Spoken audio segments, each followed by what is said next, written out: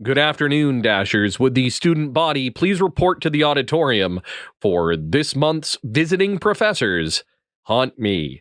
And remember, there is still time to submit your jack-o'-lantern picks for this year's competition. Submit as many times as you like, and together we can have a pumpkin jack-off to remember. All right, what are you laughing at now, Butler?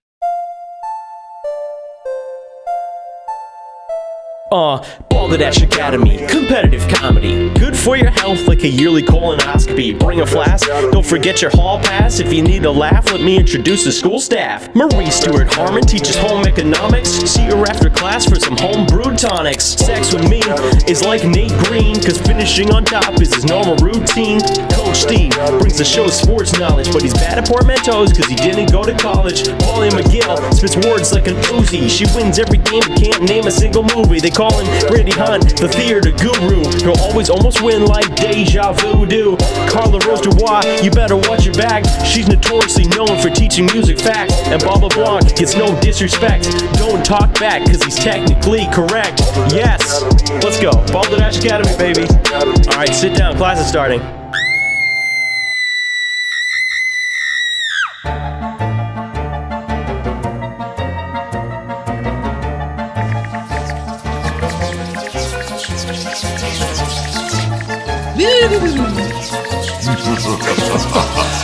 Happy October and welcome to our Halloween episode of Balderdash Academy. So, Molly, you are off to a great start. You won the first episode. What is your strategy tonight? Well, thanks for the reminder, Bob. I've been basking in that light and that glow for quite some time. My strategy is just to keep it simple and keep it spooky, as aforementioned. That's a perfect strategy. Now, our visiting professors today are Caro, Cleveland, Ty Gowen, and Anna Halloran.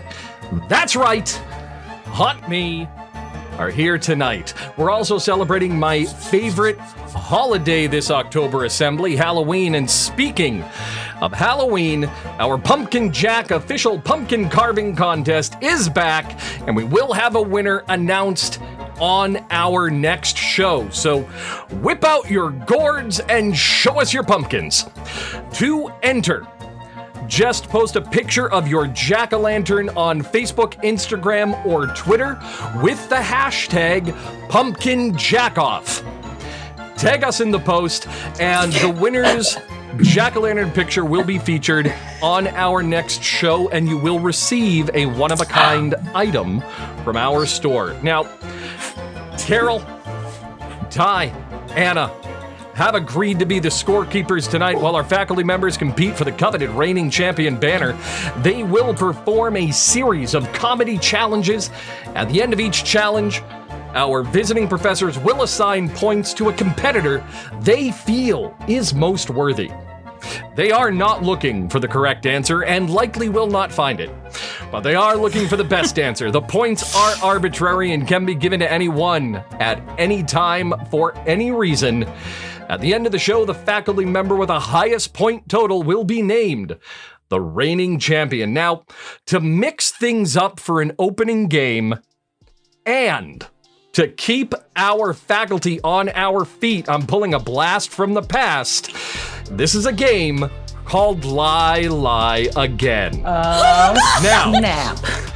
I will read a weird or unusual fact about a select member of the faculty. This statement can be the truth or a lie. Now, as you know, from our last season, our visiting professors and fellow faculty members may question the subject to better understand whether or not the statement is the truth or a lie. Now, either way, the subject must convince everyone else that the unusual fact is true, no matter how absurd it sounds.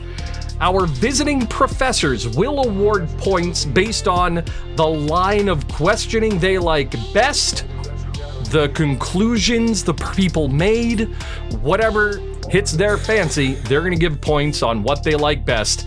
Tonight's truth is one from myself. Growing up, I had a human skeleton hanging in my basement for years. I believe that this is true. I announce it is true. Who has the first question for me? Molly.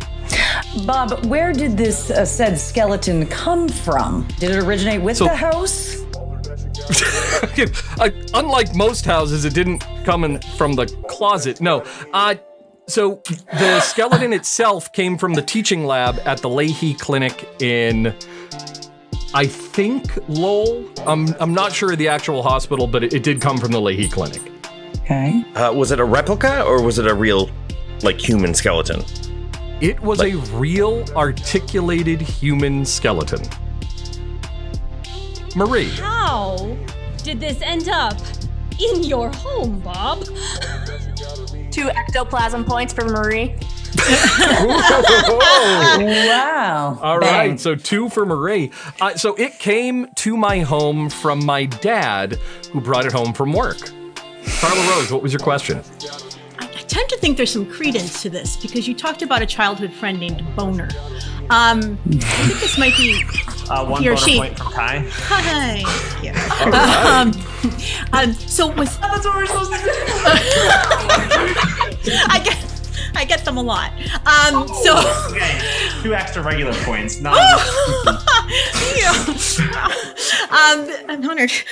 So this skeleton, was there any weird activity in your house that you attributed to this skeleton? Other than just having a human skeleton in the basement? It's completely Not normal. really. Not really, no. Who has Marie? Do you still have this skeleton? No, we don't. We had it briefly after moving to Maine, and then I'm pretty sure it went back to where it came from. Molly. Went back to where it came from. You shipped it back? And spent your whole life with it? Your childhood best friend Boner? How could you? Was this skeleton merely decor, or was it used in childhood games? And if so, what games? So we weren't allowed to touch it, so the only game it was involved in was Scare My Baby Sister. It wasn't like pin the boner on the skeleton. Got it. No. I feel like I missed something in my childhood because of that, Molly. Carla Rose, what do you have? Oh, well, it was wise. You should never touch a boner. But I feel so bad for your husband. You really should. You really should. Anyway, I was wondering if your skeleton got a proper burial after you moved on.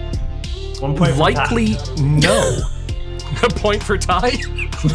Or from Ty? Kai. From Kai. All right. Got it. Anyway now. We're all friends. Hey, I'm just saying, if you guys want to score yourself, knock yourself out. There are no rules against it. All 10s over here. It's Yeah, we have a YouTube channel. I have no confidence left. Thank goodness for comments. All right, who has a final question for me? I got one. Nate. So you weren't allowed to touch it. You didn't want to play with it, which is great because, donated to science, you want to respect it and everything. Did you ever bring friends down just to say, hey, look at this? I was a little boy growing up in the 80s with a human skeleton in my basement. The question is, how many kids did I bring into the basement to see this? Of course I did. That's one of the coolest things you can. Other than owning Kit and having a working AT-AT, you have a human skeleton in your basement. Come on. Can I It was deduct points for brilliant. calling it an AT-AT and not an AT-AT? You can if you want. However, the official terminology from Lucasfilm is actually AT-AT. Okay, I deduct 1 ectoplasm point from myself. Whoa. To clarify something, it does get confusing when you at Twitter because it's That's true. So Yeah, Right. and then it just breaks Twitter. Yep. Haunt Me team, do you have any questions that you'd like to ask? I had one. It had to do with the friends, and I forgot. I guess I was just wondering how many kids are out there. Wait, I saw a skeleton when I was little, and it was real. Did they realize it was really real? Well, I mean, therapy is expensive. Maybe I got a kickback. I'm not saying yes or no, but it's doable. All right, so you've heard my story. Let's hear your call, Molly. Yeah, man, it's 100% true, man. Like, I know you. Like, I'm pretty sure I know that you did have it. I don't know. I'm feeling it in my bones. I'm feeling it deep down Carla in Rose, my bones. what do you got? Look, the knowledge that you had a human skeleton in your basement growing up explains a lot. And I think it answers so many questions. I'm going to say yes, it just makes sense. All right, Marie, what's your call? I'm going to agree with my esteemed colleagues here, and yeah, this definitely seems like something that Bob LeBlanc grew up with in his home.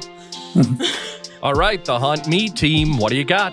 You want to make a consensus? Totally checks out. Yeah, I'm here for that. I'm about 5 minutes into this relationship, and this is a guy that had a skeleton. Nate! Stop the press! So it's a lie. Wow. Whoa! Take that. Good answer. All right. So, did I have a human skeleton in my basement growing up? We have Molly with the truth, Carla Rose with the truth, Nate with a lie, Marie with the truth, Haunt Me with the truth. The real answer is something you're going to have to wait for until after 4 questions. We're not going to tell you right now. Check back after 4 questions, and I will let you know whether or not I had a skeleton in my basement. So, our visiting professors today are Carol Cleveland, Ty Gowen, and Anna Halloran of Maine's award-winning web series Haunt Me. They explore the legends and lore of the great state of Maine and beyond. Carol, Ty, and Anna journey to discover the ghostly secrets of the unknown and share it with viewers throughout 7 seasons of investigations. Links to all of their work are in the description, including their store. You should go check them out and support the show. So they invite you to tune in and explore the best paranormal locations with the team and decide for yourself, is it haunted or not? Now, Haunt Me was founded in 2011, with your first episodes being filmed on January 28th, 2012. We're now 7 seasons in, right? Luckily, you have a frequently asked questions page. So, the question is, what brought you all together? Do you want me to take that one? Yeah. Do you want to do the Great Fire of Durham? So it's actually really weird. Long before we met Anna, and even longer before she became the star of the show, we actually came together with a bunch of friends who were recent college grads with nothing to do but an interest in the paranormal. It was one August night where we met, and it was me, Nick Nordfors, and Ashley Brooks that came up with this idea. We all had contacts that we wanted to bring in, and we put the show together as a thought form, trying to figure out other people are using YouTube. Maybe we can make a show out of that too. The interesting part about the fire that night is that when we were driving home from this great meeting, coming up with this idea that we were super passionate about, all the power in my town was off. And so all that we could see driving home was that there's this great, huge orange bloom in the sky. We drove to it to find out one of our local establishments was on fire. Now, this was the Great G-Hop Fire of 2011, right? Yeah, okay. Yeah. Which is crazy. That's a Gorham House of Pizza for people outside of Maine. It's tragedy that this was on fire. So, of course, we had to go see the tragedy. So we were standing across the road as close as we could get, taking pictures like any, random rubbernecker would do. Rubbernecker. And come to find out, Anna was across the street the whole time. And then 4 years later, we realized that we had crossed paths that night. We were only about 20 feet away from each other. And then it was like 4 years later, we're going on these adventures together. It's just super weird how the world works out. Wow. It is. Oh, cool. It is. Now, I mean, you have all of these adventures throughout the region. What are some considerations that you have when you plan a season? Such a good question. I can take this one. So Ty does a lot of lot of work reaching out to people, locations, just, a variety of areas that have had paranormal activity. I think one of our favorite local ones is the Admiral Perry Inn in Freiburg. Lots of great, stuff there. I mean, the owner is super nice. As far as the production goes, like deciding how to investigate and what techniques we're going to use, Carol, Ty, and I just sit down and like duke it out. Like we just, what's going on? How do we invoke it? How do we communicate? And then we have amazing producers in Krista, Mike, and Nick who just make us look good, make us sound good, and make the whole show good. Yeah, we get We got a guy like that too. Yeah. They're handy to have. Thanks, Alan. It's funny Yeah, you mention that that, though, because they are so important. Our investigations run, 12 to 14 hours sometimes, and people tell us that they want to see the whole thing uncut. But anyone, making a production like this, you would know that that's a no-no. You don't know what you're asking, and you don't want that. So our producers trim us down to the 45 minutes of the best activity, the most logical storyline when something comes together, and the best quotes and the best hair. Yes. So, Of course. it's a mess. See, this is why I don't do paranormal investigations. My best hair day is every day. It's just I'd always win.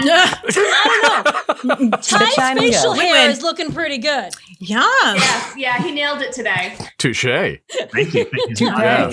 Well, I mean, that's fleek. an excellent point, too, is because if you're shooting on multiple cameras, your 12-hour day could be 40 hours of footage. How many cameras are there? There's like 8 to 10 too. Yeah. Wow. So Wow. Yeah. Wow. yeah, it's because you never know where anything's going to happen. So you can't film like a scripted show. It has to be reality. Yeah. So anywhere that we've discovered a hot spot, or we're told a legend occurs in a certain area, you have to have a stationary camera on that, and you have to review all the footage, because if you're not in the room and the book flies across the wall or the floor, Yeah. Yeah. it might as well not have happened to your viewers. As much as you can tell them, oh, it was over there, now it's over there. Yeah. No, it's like Instagram. Yeah. If it's not on Instagram, it didn't happen. Yeah. Well, I mean, there's a lot of fishing with this too, where if it pics or it didn't happen has to be a big, not criticism, but demand from the fans of the show. And one of the things that impressed me a lot about the show is you never went the discovery route, where if something didn't happen, you made sure something did. Oh, I like that you focus on the story, you focus on the why, you focus on just the fact that you're not going to get a bite every time you go fishing. Because that's the reality of it, Yeah. Right. and sometimes you catch a boot when you go fishing too, it's so, we've had a real fun run-in with a location that we were locked inside of, promised that it was secure, and ran into someone who is very high. yeah. On very hard. They had nested in the basement. The head nest in the basement is the best way. There's your poltergeist right there. Alan is just saying it was nice to see you again today. So Our points are in last place. We have myself with -2 points, followed by our visiting professors with -1 point. We have a tie Self-appointed. between Molly and Nate with no points, which I believe is the first time I've ever said that in Balderdash Academy history. About We those have two Marie. especially. We have Marie with 2 points, and in the lead, Carla Rose Dubois with 3 points. You did get my Venmo. That's a lot of fun. it's all about the boners. So join us when we return for more Balderdash Academy and the answer to my lie again when we come back. So remember to like and subscribe to the video. Also remember that we have options available if you'd like to support the show directly. You can show your school pride with merch from our store. We are booking live shows, improv, comedy, team building, live game show experiences throughout New England. You can now have our faculty entertain you at your next event. Links to everything are in the description. Thank you for watching. Have a good night. And go Dashers. I mean, look at it this way: never be ashamed of saying boner, because those things sometimes you have no control over them, and they just pop out there. You know. They do.